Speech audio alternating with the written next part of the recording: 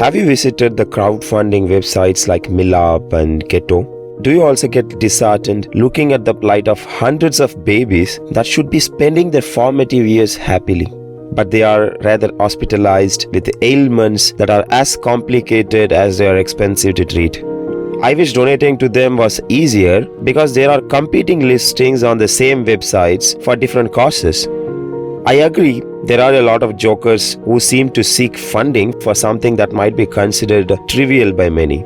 But there are genuine requests for help from people who are first-time graduates hailing from poor families trying to complete their education abroad.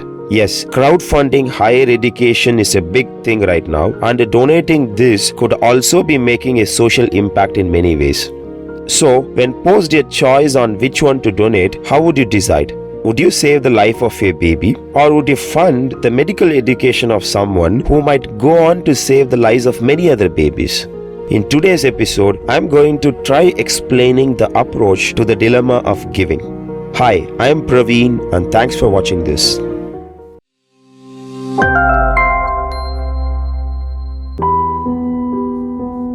Every time we decide to donate, we are making a moral judgment. We are deciding on who is most deserving of our help.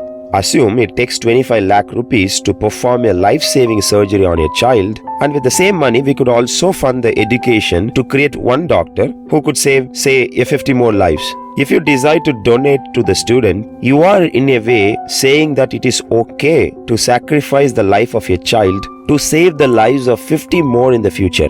There is something called the trolley problem that is used to analyze these kind of dilemmas. Imagine you are standing beside a track and you spot a trolley hurtling down the tracks towards 5 workers who cannot hear it coming. You have an option to pull a lever which is right by your side, and doing so would divert the trolley down a new track where there is just 1 worker. Would you pull the lever leading to 1 death but saving 5? This trolley problem helps us think through the consequences of an action and consider whether its moral value is solely determined by its outcome. There is another variation of the problem. Instead of standing next to the track, assume you are standing on a foot overbridge next to a fat man. This time, to save the 5 people, you need to push the fat guy down, killing him. That will stop the trolley. Would you do it? Interestingly, in the several repetitions of this experiment over the history, most people decided to save the 5 people in the first case, but not in the second variation. It is because there is a difference between killing and letting someone die.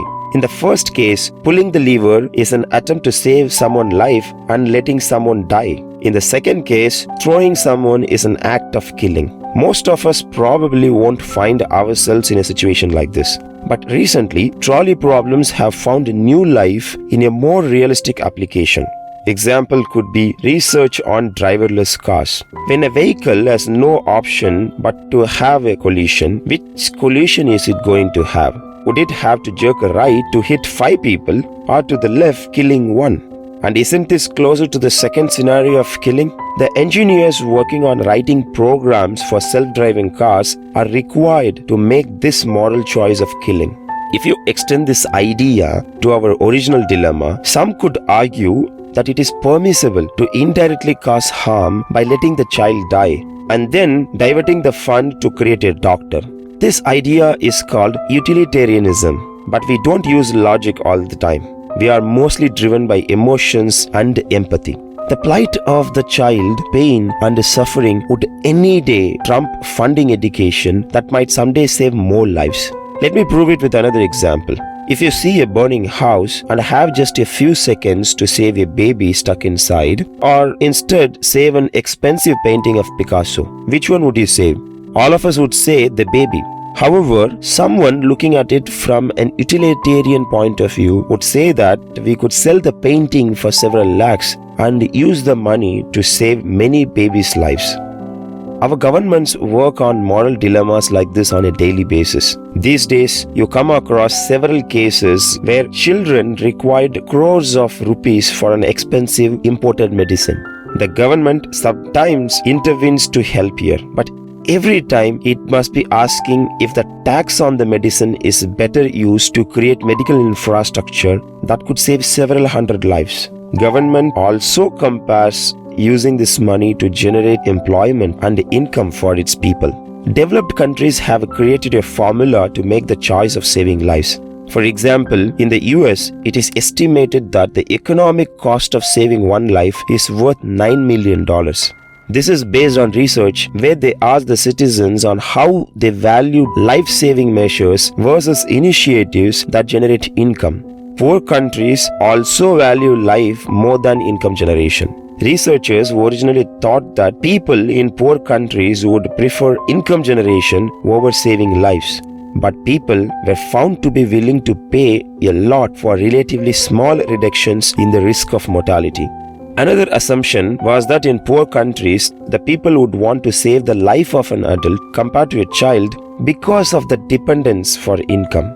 But that wasn't true. They valued the life of a child 2 times more than an adult's. Whatever I have discussed here is to not point out right or wrong things to do. It is about acknowledging the moral judgments in the act of giving and to do that consciously, and to make sure that whatever we choose to donate to, we are doing with clear eyes. Did you like this video? Please share your thoughts in the comments.